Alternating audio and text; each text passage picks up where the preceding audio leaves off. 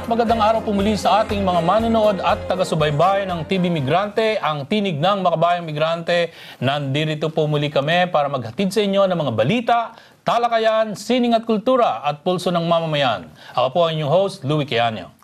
Ako naman po si Paulina Corpus at makakasama ninyo kaming muli para maghatid ng mga kaganapan hinggil sa ating komunidad. At sa una pong linggo ng Oktubre, makakasama natin sa ating talakayang migrante ang kandidato po mula sa New Democratic Party o NDP representing Beaches East York. Abangan niyo po yan. Sa ating pulso naman ay ihahatid sa atin ng Alter Media ang kwento ng drug war campaign ng gobyernong Duterte sa kabila ng mga kabi-kabilang pag-alsa ng mga iba't ibang grupo, pangkomunidad at mga individual. Abanganin po niyan. At syempre po sa ating sining at kultura ay ang awit ng grupong Pindong. Abangan niyo po yan. Pero bago pong lahat ay magbalita muna po tayo sa Balitang Migrante. Sa una pong balita, namatay na Pinoy sa Fiera Foods Bakery na nawagan ng tulong. Nanawagan po ng tulong ang pamilya at kaanak ng namatay na Pinoy sa Fiera Foods Bakery. Naipit ng makina habang nililinis nito ni Enrico Miranda noong Setyembre 25. Patay agad si Miranda sa nasabing aksidente. Panglima na sa namamatay na temporary agency worker si Miranda sa Fiera Foods simula pa noong 1999. Galing pa mula sa Dubai, iniwan ni Miranda ang kanyang asawa at dalawang anak upang makipagsapalaran sa labas ng bansa. Nagbakasakali sa Canada si Miranda ng halos 10 taon sa ilalim ng Temporary Employment Agency kung saan siya nagtrabaho at hindi naman ito nagamit ang pagiging civil engineer nito, kung kaya nagtiis na lamang ito na magtrabaho upang makatulong sa kanyang pamilya sa Canada. Noong 2004, dumating sa Canada ang kanyang may bahay bilang caregiver at inisponsor si Miranda at ang kanilang dalawang anak na lalaki. Dumating sa Toronto si Enrico Miranda at mga anak noong 2009. Umaasa ang pamilya para mabigyan ng katarungan ang pagkamatay ni Enrico Miranda habang inihahanda naman ang pagbabalik ng bangkay sa Pilipinas. Bukod dito, umaasa din ang pamilya na mabigyan sila ng ayuda ng Ministry of Labor hinggil sa pagkamatay ni Miranda. 3 buwan ang nakaraan na aksidente na umano si Miranda ayon sa anak nitong si Richard nang mabali ang palasingsingan nito habang nililinis ang dough mixer. Humingi umano ng tulong si Miranda sa anak nito kung paano ang gagawin dahil ayaw umanong ipareport ng Fiera Foods sa Workplace and Safety and Insurance Board o WSIB ang insidente. Nais ding magpalipat ng ibang departamento si Miranda dahil naniniwala itong hindi delikado sa ibang department kumpara sa departamentong pinagtatrabahoan niya. Hindi na nalaman ni Richard kung inireport pa ni Miranda ang insidente sa WSIB. Itinanggi naman ang Fiera Foods sa pamamagitan ng abogado nito na pinigilan si Miranda na i-report ang kaso sa WSIB. Ang Fiera Foods ay isa sa pinakamalaking kumpanya sa North America na nagsusupply ng mga pagkain sa mga kliyente nito gaya ng Metro, Costco, Walmart at Dunkin' Donuts. Naglilikom ng pinansya ang pamilya para sa mga gastusin at simula nang mamatay ito ay wala man lang lumapit na mga taga Fiera Foods upang makidalamhati sa kanila bagamat may mga dumalo naman sa lamay nito. Tumawag naman ang abogado ng kumpanya upang sagutin ang pagpapabalik sa bangkay sa Pilipinas, subalit tinanggan nito ng pamilya. Trudeau umani ng iba't ibang reaksyon sa Canada Elections Debate 2019. Tumanggap ng maraming atake si Prime Minister Justin Trudeau sa naganap na debate sa halos 2 oras na debate noong Lunes, October 7.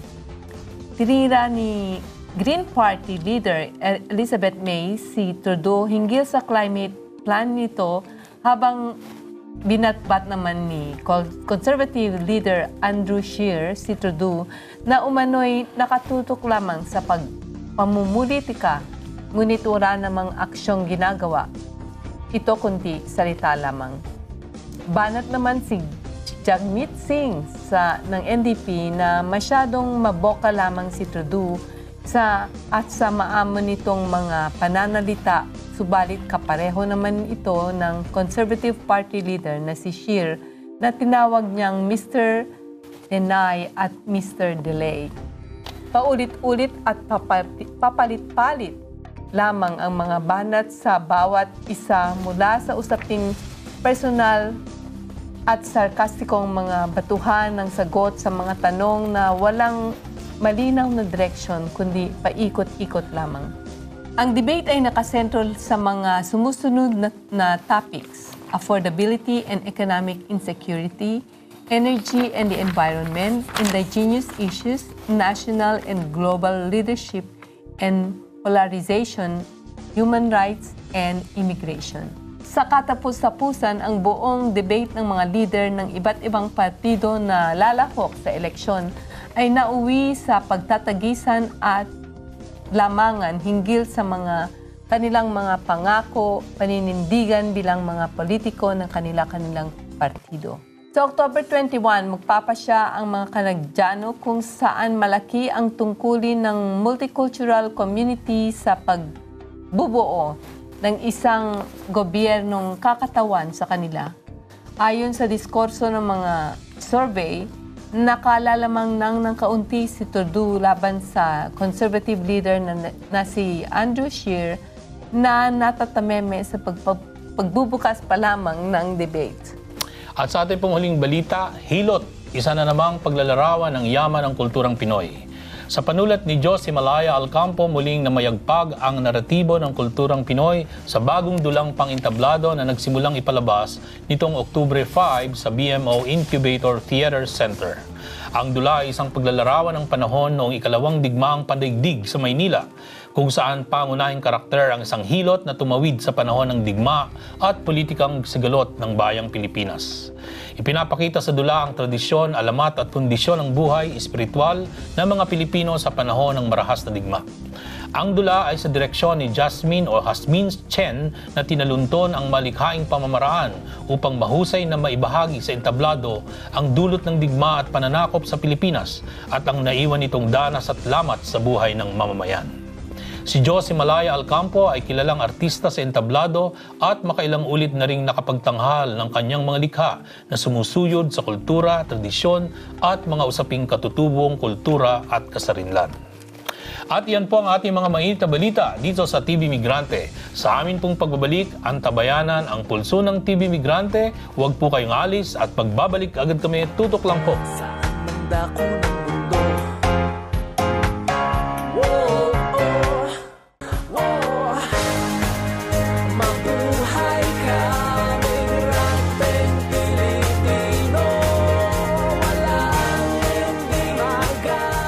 Nagbabalik kami dito sa TV Migrante, ang tinig ng makabayang migrante. Sa pagpapatuloy ng ating programa, tunghayan po natin ang controversial na issue ng droga sa Pilipinas at ang kampanya ng gobyerno laban dito. Saan ito patutungo? Anong lawak at sakop ng epekto nito sa kamalayan ng sambayanang Pilipino? Panoorin po natin ng sama-sama na ihahatid sa atin ng Alter Media.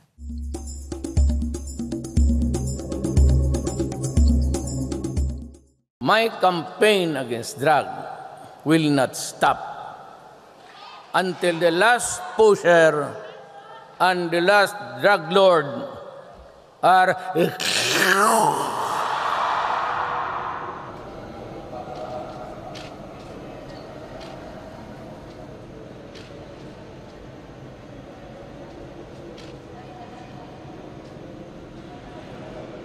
all over the city of Manila. At the scenes of these incidents, guns are found next to the suspect, and the police claim that they engaged in a shootout with an armed drug suspect. He pulled the firearm that we are seeing in his hand. But unfortunately, he shot to death. What our investigations have uncovered is that the police versions of these stories are simply not credible. Time and time again, suspects are shot, oftentimes after they're taken into police custody, and then guns and drugs are planted on them. A young man was shot dead here by the police in what they claimed was a buy-bust operation that ended up in a shootout. But while we were here, a group of young men came up to us and whispered that they had seen the police plant a gun on the victim. Pagkaano ho namin, yung dinagsa na siya ng mga tao, tapos may mga media na, bigla ho nagkabaril. Nakahiga na po.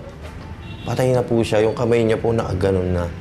tas yung baril na nakalagay sa kanya, 1 dangkal lang po yung layo. They showed us a photograph of the body, exactly how we found it last night, but without a gun laying next to it. The way the targeting takes place is that each community has to compile a list of drug users. It's known as the watch list. And from those lists, people are selected for either police operations or they're simply killed by unidentified gunmen. Dumating po sila dyan, mga nakamaskara po sila. 7 po silang dumating. Puro po sila manlalaking tao. Yung dala-dala niya labakara, piniring sa kanya. Tapos ngayon pinakintip, tapos pinababa, binugbog muna siya. Pagkatapos bugbog sa kanya, dinala na po siya doon sa highway. Sinakay siya sa motor, sumigaw si Aljo na, "Mama, tulungan mo ako." Nung sinundan ko po, ang sabi nung nakabunet, "Huwag kang sumunod, mauna ka sa anak mo."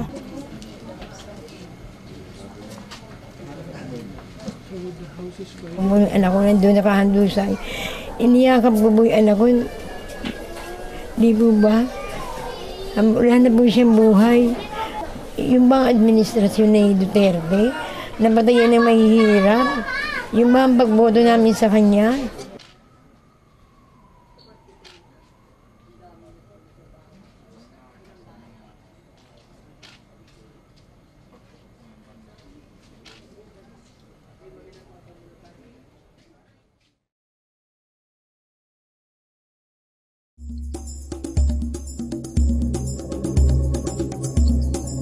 At napanood natin ang ating pulso para naman sa ating community events, atin pong alamin ang mga kaganapan sa ating komunidad at sa ating bayang Pilipinas. At sa amin namang pagbabalik ang aming panayam kay NDP candidate May Nam ng Beaches East York. Magbabalik po ang TV Migrante kaagad-agad.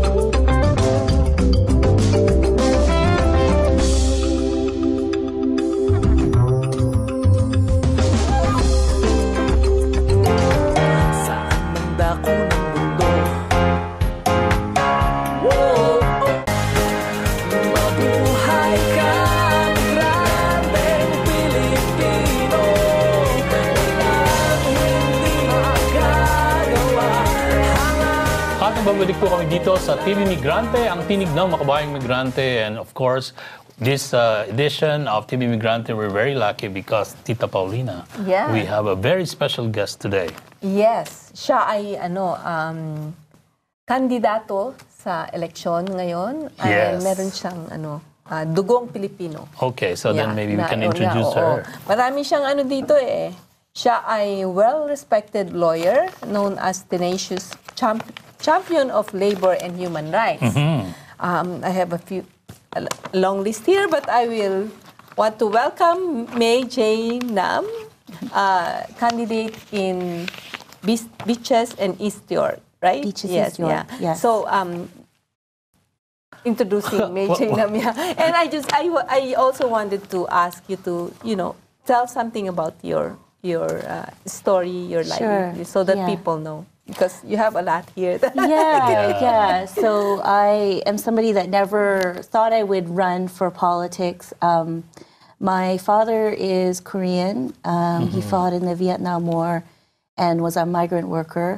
And my mother is Filipino. She's Ilocano. And she's from a small village near La Union. Kandun, like outside of Kandun.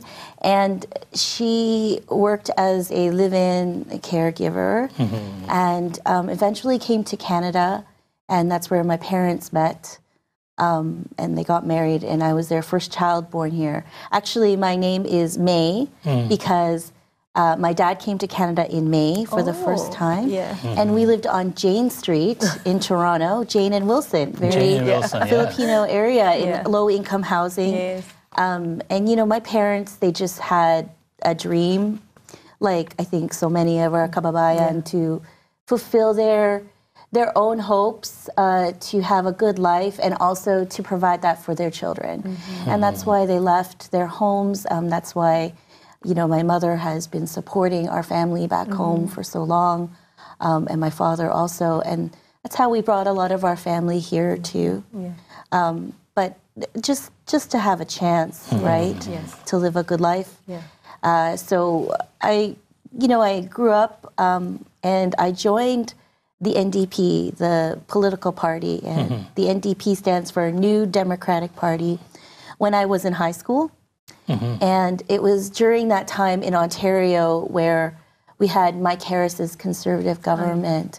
It was in like 1997 when they came in and they wanted to slash all of the education funding. It's happening right now. We're seeing it happening again. And I was just so afraid for my future. So I joined the NDP and I organized a student walkout. I was on the picket line with our teachers, just trying to fight for my future. I went to school at McGill University, and after, you know, working full-time, going to school part-time, you know, using the food bank to finish my studies, taking out all these student loans, I decided I really wanted to give back to my community. So I was doing a lot of work with live-in caregivers, and a group of women, we all started a community center called the Philippine Women's Center in Quebec. And we just worked with live-in caregivers who were facing such terrible working conditions behind closed doors. I mean, I know that a lot of people know that there's a lot of abuse happening, regular threats of deportation, situations where employers are not providing their wages, employers are encouraging live-in caregivers to violate the rules of their own visa, but because they're so vulnerable, and also sexual harassment and assault sometimes, unfortunately, for some of these workers. So we were doing a lot of amazing work, just helping people with their employment standards complaints, helping them with their immigration applications, their permanent residency applications, lobbying the government. And there is this one case in particular where a living caregiver had a coma, and as a result, she couldn't finish the amount of time she needed to qualify for permanent residency within her visa, and she was served with a deportation notice, and her health care was cut off. And so we were working on this case, and there was a lawyer that helped our community center pro bono for free, and I had never met a lawyer before because, you know, my parents, they didn't have we didn't come from rich background. And that's when I thought, you know, maybe I can do this kind of work. I can work and be a human rights lawyer, which is what I am now. I'm a labor and human rights lawyer. I've had the privilege to work in the Philippines on human rights issues for migrant workers. Worked with the International Labor Organization on decent standards for domestic workers. And now I'm entering this whole new world of politics. So how do you feel that now you're entering into politics? And you know, politics, they say, it's so divisive these days. It's very antagonistic and so polarized. How do you handle those? Like when you're on the road and campaigning, what's on your mind doing all these things? I mean, I think that there is really a lot that brings us together. We have a lot of shared values, and there's a lot of ugliness and division where, I mean, for example, I experience racism when I knock on doors, or where people will point to immigrants and say that they're not actually, you know, that they're benefiting from the system and that we shouldn't have immigrants. And what I have to say about that is, I think that for decades, a lot of us have been struggling to just get by. And when you're struggling and you're desperate and you're stressed, you're not your best self. And it's easy for sort of politicians to capitalize on that uncertainty, that fear, to point at others and to create divisions. And that's really not the way that I see how our country should be tackling the problems of the day, because it really isn't, you know, a fight among immigrants or different groups of people, people who are on social assistance, for example, a lot of negative stuff about people who are just struggling. I mean, I think the real focus should be the fact that we live in a really unequal country where 87 families have more wealth than 12 million Canadians. So it's a very unequal country where corporations can evade taxes by setting up offshore accounts, where our governments have been giving billions and billions of dollars as basically corporate welfare. And these corporations are able to take these subsidies and close down plants. And it's sort of this cycle where it just creates more uncertainty. And so that's why it's amazing to be part of an amazing team and platform that is really about putting people first and fighting for things like affordable housing, things like $10 a day daycare, things like, you know, moving towards grants for education, for going to university rather than loans, moving towards free tuition. A lot of these ideas, which I think, you know, when we look at the cost of living right now and the cost of housing and rent and how much people are actually earn, it's been not a priority for so many decades. So to turn things around and to focus back on the people who are suffering the most right now, which is the vast majority of Canadians.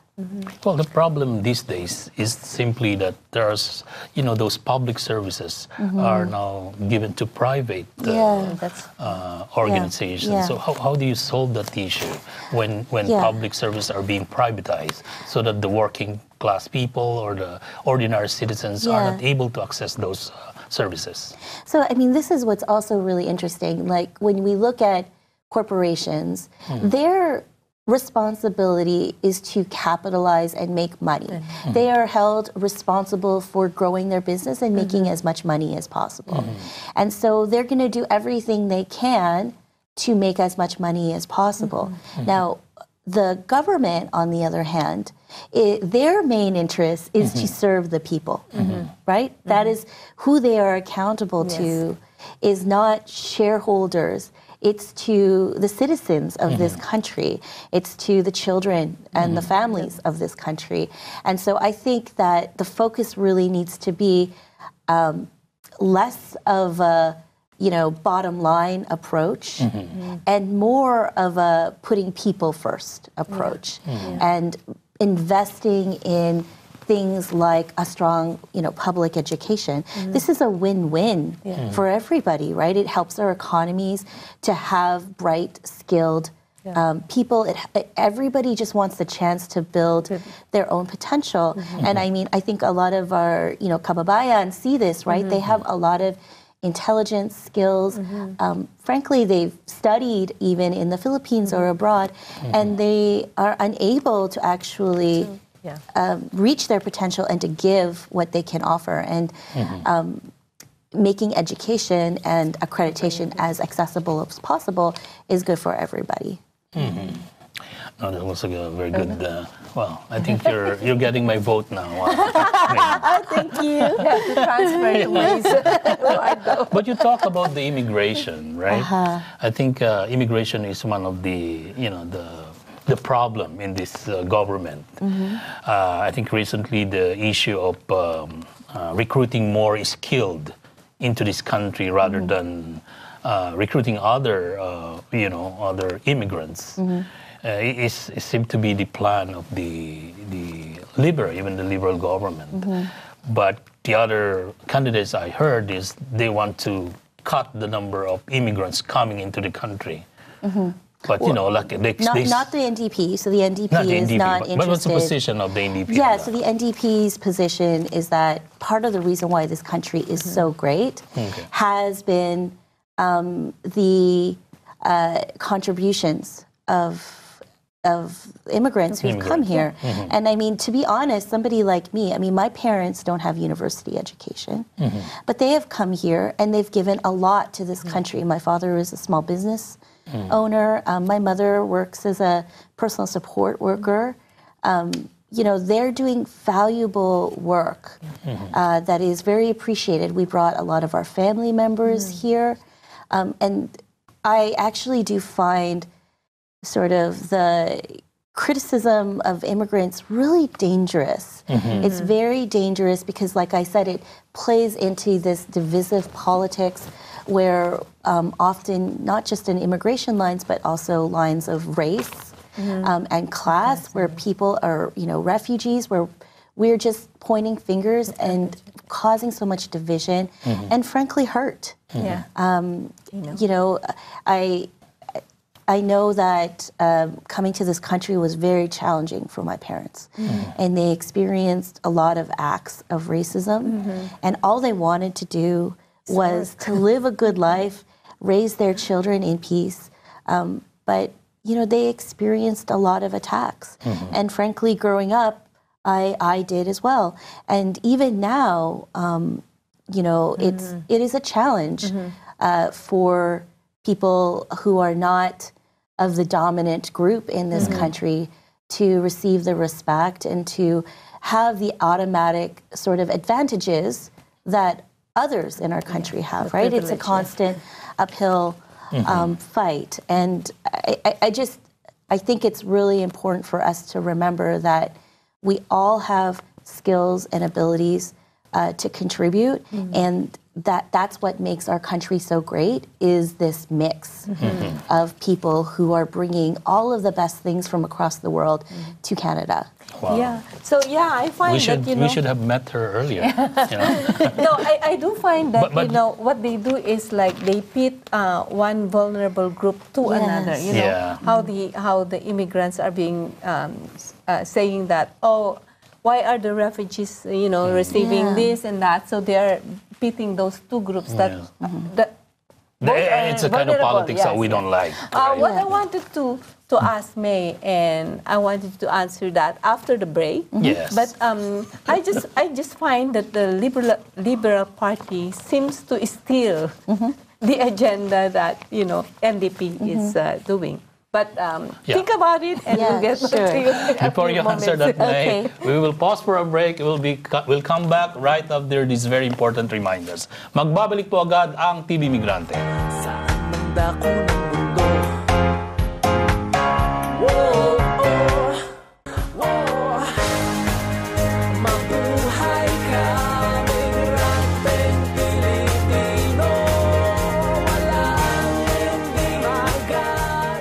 At nagbabalik po ang TV Migrante, ang tinig ng makabayang migrante, at kasama pa rin natin si Maynam, and we were discussing about NDP's platforms, no, the issues that matter to the people. And before we went for a break, Tita Paulina or Ati Paulina.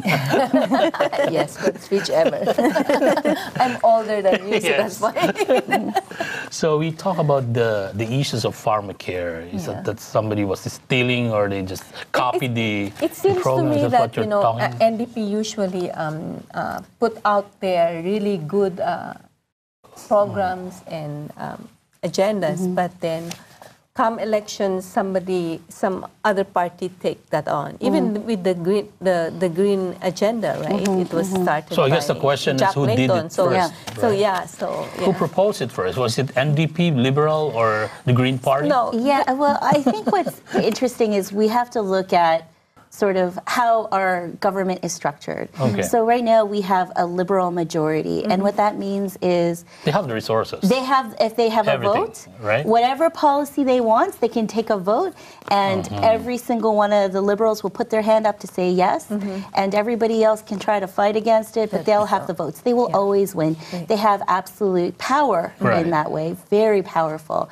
And I think, you know, it's a really interesting observation, Tita Paulina, that you raised, where there's a lot of progressive ideas, things like in the past, we heard about universal daycare. We've heard about universal pharmacare. We've heard this stuff in the past, electoral reform. There have been a lot of these promises made, and that's what happens every time there's a campaign period. But the truth is, when we have this party come in, we don't actually see them following through with their promises. So, you know, we were talking about the environment. One of the promises from 2015 was that there were going to be no more subsidies to oil and gas because our country really needs to transition its economy towards clean energy. Because oil and gas is the #1 greenhouse gas emitter. It is the biggest source for our country. It is the reason why our country is warming at double the rate than the rest of the world. And instead, what we saw over the past 4 years were billions of dollars in subsidies, $4.5 billion for a pipeline, you know, no pharmacare, no universal daycare, So all these basic services are left out. So they're left out. And actually, in fact, over the last 4 years, there was 19% spent less on affordable housing. If you compare to the 10 years previous, so that's less than Stephen Harper. So they spent less money on affordable housing. And, you know, when I'm talking to just everyday, regular people knocking on doors, talking to, you know, just people who live in our area, housing is the #1 issue because people are spending, you know, 50% of their income just to put a roof over their head, a basic right. And so I think that it's really a problem with this pattern that has been emerging, because where we are right now is not an accident. Where we are on environment and where we are on how expensive life is not an accident. It's the result of decades of liberal and conservative governments. And, you know, I will tell you something about, you know, the NDP. We have some really bold and amazing plans, like building 500,000 affordable housing units right off the bat, like giving people who spend more than 30% of their income on rent up to $5,000 right away, because we got to wait for that affordable housing to come up.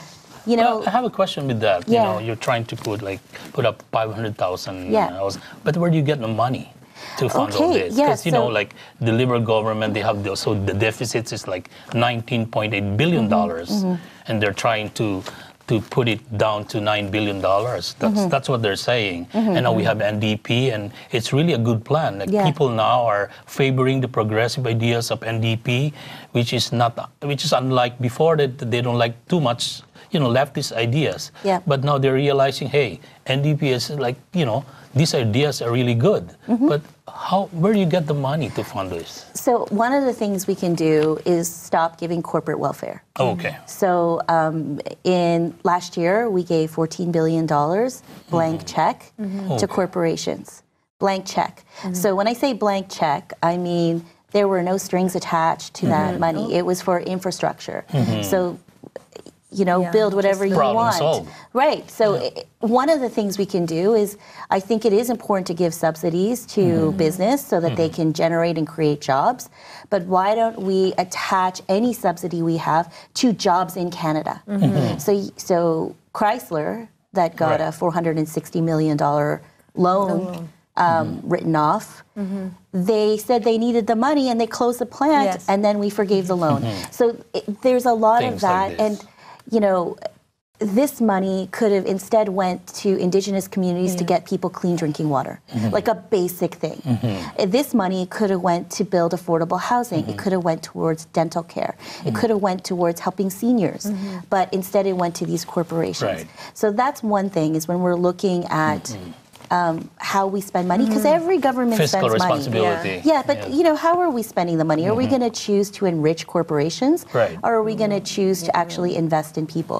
The second other idea that we have, which is I think an amazing idea, is to look at the real problem that underlines affordability in this country, which is inequality wealth and income inequality. So we want to look at those families or those individuals that have $20 million in assets and to put a 1% tax.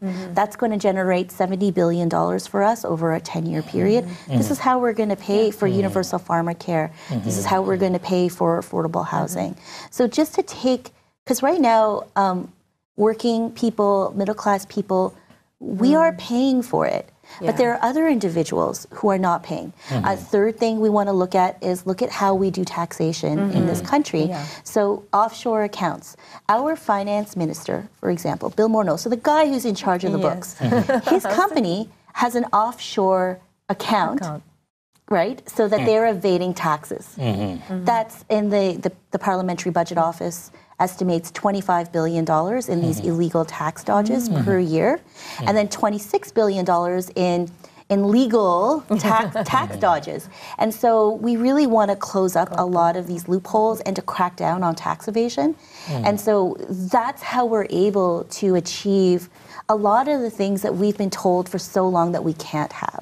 But these are the information that the ordinary citizen in this country do not know. But these are the discussion or conversation that is not being discussed, you know. But, I mean, we're talking about we're it talking now. about it now, No, which and is I'm also good. saying the NDP, the NDP is talking about That's it, right. and we really are trying to bring this message forward because I don't think that people realize we've just been so conditioned to expecting less, dreaming for less, settling for less, fighting amongst ourselves, pointing fingers at immigrants, instead of really thinking, geez, why is it that somebody who needs life-saving cancer drugs cannot have access to that? Why can't we ask these kinds of questions? But then again, we'll have to pause for a break. That was a good discussion, but we'll pause for a break again. Magbabalik po ang TV Migrante at huwag po kayong alis. Magbabalik agad kami.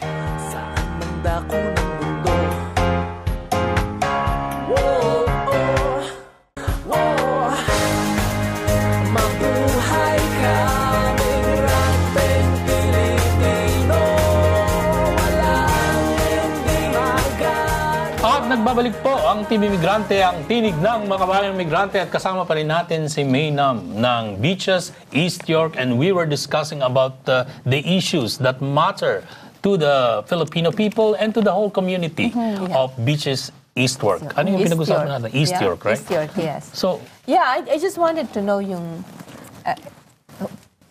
what is MP, how does it help the people? If I elect an MP, how does it make a difference in my life? What are you bringing to the table when you get elected to the parliament? So I think there are several roles for the member of parliament. The main role is to listen to what issues are coming up in people's lives. And we get a lot of that information by having a constituency office. So our constituency office is a place where people can drop by and talk about whatever issues they're experiencing. Often a lot of constituency offices, for example, will have an immigration legal clinic.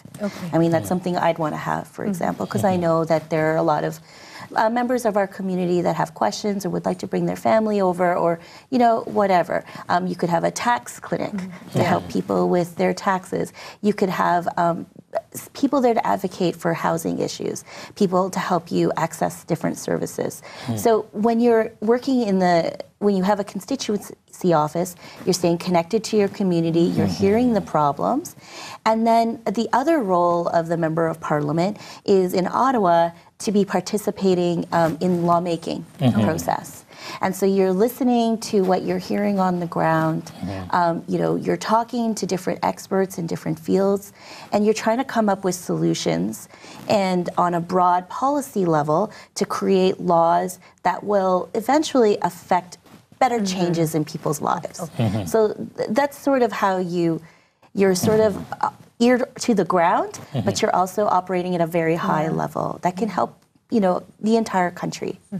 So first, Go ahead. So for in the immigration policy for live-in caregivers, that's where the law but the policies are made at the federal level. Yes, okay? yes. So it's important for somebody like in my ward to elect someone who will push my interests. Yeah. Well, I mean, I think what's really important is when you look at our members of parliament, they are public servants, right? Their role is to serve the people. But a lot of the people that we have in government right now do not actually come from the same experiences of the people they're representing. So, so from on lots of levels, it just, from a very basic level, we do not have 50% representation of women. And if we did, then there would be a lot more to address the wage gap between women and men, for example. We do not have representation of indigenous communities. We do not have representation of the Filipino community, for example. Filipinos are the 4th largest group in Canada, and yet we don't have representation at the highest level of government to tell the stories and tell the experiences and the problems that our community is experiencing, and then to come up with the solutions. And so if you're invisible, and I know you know so much about this, Tita Paulina, because you've done so much work on this issue, if you're invisible, then you can't actually have the interests of your community represented at that level. But there must be a solution there. If there is no representation, say for example, from the Filipino community, is there a possibility that that position can be appointed? Appointed position. That is not how our system works. But the system could be changed in order to favor the most not represented community, right? Is that possible? In Canada, we have a system called first past the post. So what that means is it's about votes that go across Canada, and whoever has the most seats becomes the government. And that's how you can have situations where you don't even have 50% representation. You can have somebody with 35%, like in Ontario, having basically 100% power, because as we discussed, the majority rules. And this was a promise that the Trudeau government had said that they would end first past the post, that we would move towards a more proportional representation, a more representative system that would allow for less majority governments, but more representations of what people actually want, and for parties to work together instead of this divisive politics that we were talking about. But unfortunately, the Liberals broke that promise. And so we are in this system where we have the party system, and if we want to have more Filipinos engaged and in politics, they will have to go through the nomination system and put their name on the ballot, and just like everybody else. But you'll see that, I'm very proud of the fact that the NDP has 49% female candidates, that we have a large percentage of people of color, people from racialized backgrounds, and also people from the LGBTQ. But hey, you have a Filipino blood, so you should have no problem then. Well, I need my kababayan to help me, right? we need as much help as possible to get our message out there. Okay, but it's so short a time that... we have extended. We should be. No, but maybe the next time, you'll probably be elected by then. So. I would love to come again. I'd love to come again. Yep. So. Any message, I guess, for... if you can... brief message to our audience and viewers. You have the camera there. Sure. Before we say goodbye. So what I'd like to say is that it is so important for people to go out and vote. I talk to a lot of people every day, and so much of our lives are influenced by the decisions of politicians. Things like affordable housing, things like daycare, things like pharmacare, things like dental care, mental health care, a lot of these things that affect our lives, the environment. And so it's so important to go out to vote. And it's so important to, if there is a politician or a party that is speaking to you, to get involved and activated. We're always looking for volunteers, of course. If you can't actually come out to volunteer because you're so busy, donations, anything we can do to try and, bring greater social, economic, and environmental justice. That's what we're trying to do in this whole process. And I want to say salamat po to everyone, my kababayan, for their support and for welcoming me into this space. Okay. Thank you, Maynam, and thank you for joining us. Yes. And good luck to your campaign. Thank you. Thank you. So, para sa iyo, Maynam, 3 bagsak.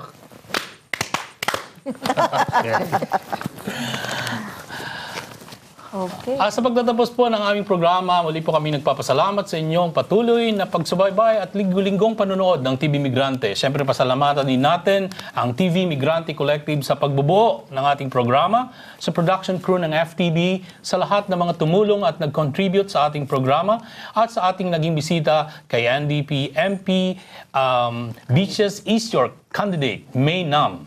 Maraming salamat sa iyo. Kung may nais kayong ibahagi at mungkahi hinggil sa aming programa or kung gusto nyong maging volunteer sa TV Migrante, maaari nyo kaming sulatan sa aming email sa tv_migrante2017 at gmail.com. Ay, mali. tvmigrante2017 at... Uy, ulitin mo na. Ulitin na ng underscore sa ano pala, yun sa Twitter. Ulit tayo doon sa... sa baba. Okay. Kung may nais kayong ibahagi at mungkahi hinggil sa aming programa or kung gusto ninyong maging volunteer sa TV Migrante, maaari ninyo kaming sulatan sa aming email sa tvmigrante2017 at gmail.com. Sundan ninyo kami sa aming Twitter account at TV_Migrante or sa may mga nais na panoorin ang mga previous episodes ng TV Migrante, puntahan ninyo lang kami sa YouTube at i-type ang TV Migrante. At syempre po, para sa ating sining at kultura, panoorin natin ang musika ng grupong Pendong.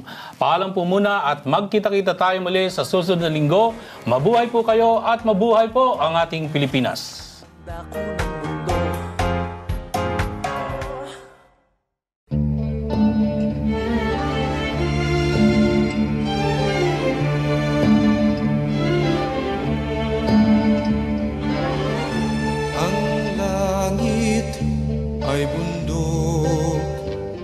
Na malabay ang puno, ang langit ay dagat na buhay at sagana. Ang langit ay hangin na dalisay ang simoy. Masdan ang langit sa lupa, masdan ang langit dito sa lupa. Ang langit ay puso na taos magmahal. Ang langit ay diwa na may katarungan. Ang langit ay mundo na may kapayapaan. Damhin ang langit dito sa lupa. Damhin ang langit dito sa lupa. Mangyari nawa ang kalooban mo, kung paano sa langit gayon din sa lupa. Mangyari nawa ang kalooban mo, kung paano sa langit gayon din sa lupa.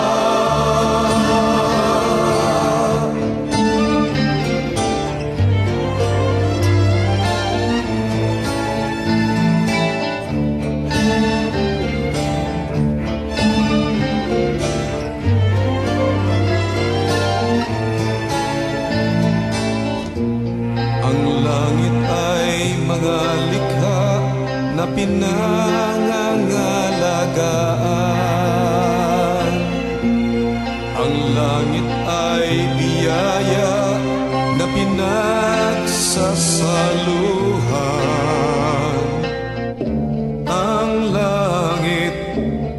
pananalig na ating isinasabuhay.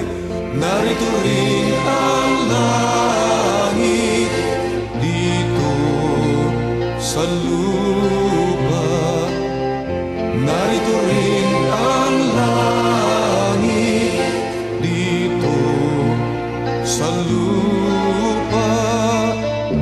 Mangyari nawa ang kalooban mo, kung paano sa langit gayon din sa lupa.